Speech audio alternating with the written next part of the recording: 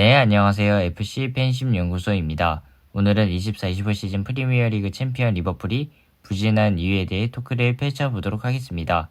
바로 가시죠. 일단 리버풀은 24-25 시즌 프리미어리그에서 압도적인 경기력으로 우승을 차지했고 이후 이적 시장에서 비리츠, 프림퐁, 케르케즈, 에키티케, 이삭 엄청난 스타 선수들을 영입하면서 스쿼드를 보강했고 25-26 시즌 초반에는 7연승을 하면서 팀 분위기가 정말 좋았습니다. 근데 여기서 이 7연승도 정말 불안했던 게 경기 막판에 골을 넣으면서 승리를 했어요. 사실상 7연승 할 때도 불안했다고 봐야 합니다. 그리고 커뮤니티 실드 결승에서 크리스탈 팰리스한테 지면서 우승을 놓쳤었는데 프리미어리그 6라운드에서 크리스탈 팰리스한테 또 패배를 했고 이후 이어지는 경기에서 3연패를 했어요. 물론 다음 경기인 챔피언스리그에서 승리를 했지만 최근 5경기에서 2승 3패를 하면서 최악을 맞이하고 있습니다. 근데 리버풀이 부진하는데 나름대로 이유가 있습니다. 우선 첫 번째로 공수 밸런스 붕괴입니다. 리버풀은 공격진에 살라, 에키티케, 학포, 이삭 엄청난 공격진을 보유하고 있는데 중요한 건 미드필드로 보면은 마가리스테르, 흐르벤베르, 비르츠, 소보슬라이 이런 선수들이 주전으로 뛰고 있는데 여기서 문제가 예전에 파비뉴 선수처럼 전문적인 수비형 미드필더가 없다는 겁니다. 물론 흐르벤베르, 마가리스테르 선수들이 수비형 미드필더를 뛸 수는 있지만 제가 볼 때는 이 선수들은 중앙 미드필더에 가까워 보여요.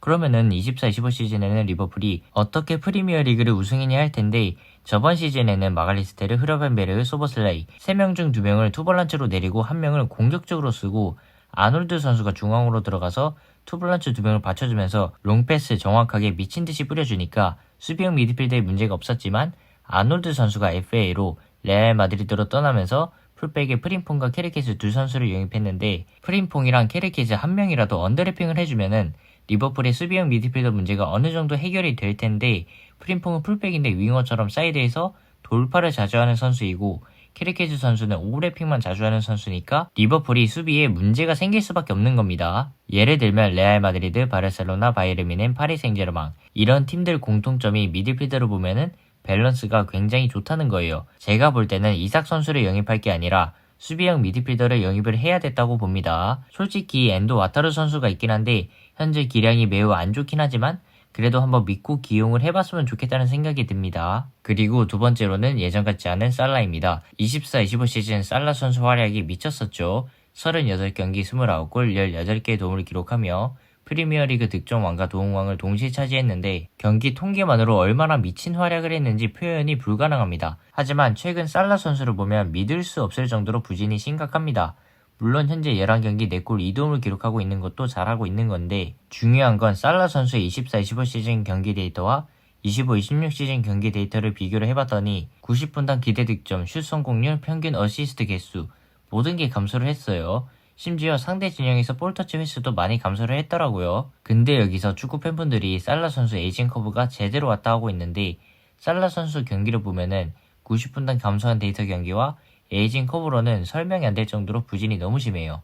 근데 살라 선수의 신체 능력도 많이 내려온 상태고 스피드에 강점이 있는 선수인데 나이를 보면은 조금씩 기량이 하락할 때이다 보니까 슬롯 감독이 변화를 줘야 하는 부분도 있지만 전술적인 문제도 있다고 생각을 하는데 제가 볼 때는 살라 선수를 이제 선발에서 제외를 하는 게 맞다고 보는 게 리버풀이 프랑크푸르트 챔스 원정에서 살라 선수를 선발 출전시키지 않으니까 리버풀 경기력도 좋아지고 비르츠 선수도 살아났습니다.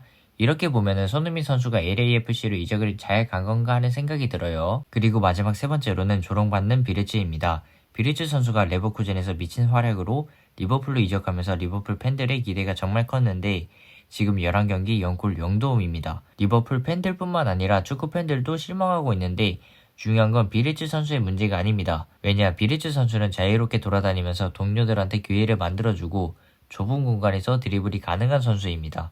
그러면 비르츠 선수를 잘 쓰려면은 비르츠 선수가 볼을 많이 만지게 하는 방법밖에 없습니다. 그러니까 무슨 소리냐면은 비르츠 선수가 레버쿠젠에서 플레이를 하는 거 보면 좁은 공간에서 주변에 수비가 많을 때 드리블로 상대를 제치고 팀원에게 기회를 만들어주거나 패스를 받고 침투하는 팀원에게 다시 패스를 하는 플레이를 했는데 리버풀이 하는 축구를 보면은 최전방 공격진의 살라 학포 이런 선수들을 보면은 다른 선수들이 침투 움직임을 가져가서 공간을 만들어주길 원하는데 비르츠 선수는 자신이 패스를 받으면 침투하는 팀원한테 패스 연결을 하길 원하다 보니까 서로가 호흡이 맞지가 않는 거예요. 하지만 이런 문제를 해결해야 할 사람이 바로 슬롯 감독이라는 겁니다.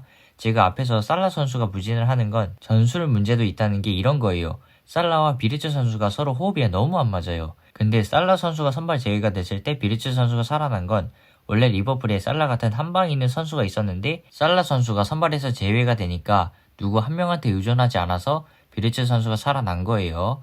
이래서 축구 선수들이 감독을 정말 잘 만나야 하는 게 축구에서 아무리 비싼 선수를 데려와도 감독이 잘 쓰지 못하고 주변 선수들이랑 호흡이 안 맞으면은 아무런 의미가 없습니다. 실제로 감독 잘 만나서 잘 된 선수들이 정말 많죠. 이강인 선수, 덴벨레 선수, 메시 선수 이외에도 정말 많습니다. 그리고 개인적으로 리버풀이 클롭 감독 이후에 축구 시스템을 어떻게 가져갈 것인가 이 문제가 가장 최우선이라고 보고 있고 이제 살라 선수를 중심으로 하는 축구는 그만하고 팀 전체적으로 패스 축구를 하는 게 가장 좋을 것 같고 지금 당장 급한 거는 수비형 미드필더를 영입하는 게 가장 급한 것 같습니다. 네, 저는 영상 여기서 마치도록 하고요. 제 팬분들과 시청자분들 그리고 구독자분들 제 영상 시청하시느라 정말 고생하셨고 저는 앞으로 더 좋은 축구 주제를 팬심으로서 재미있는 분석과 토크를 위해 노력하도록 하겠습니다. 그리고 팬심으로서 구독과 좋아요, 알림 설정은 큰 힘이 됩니다.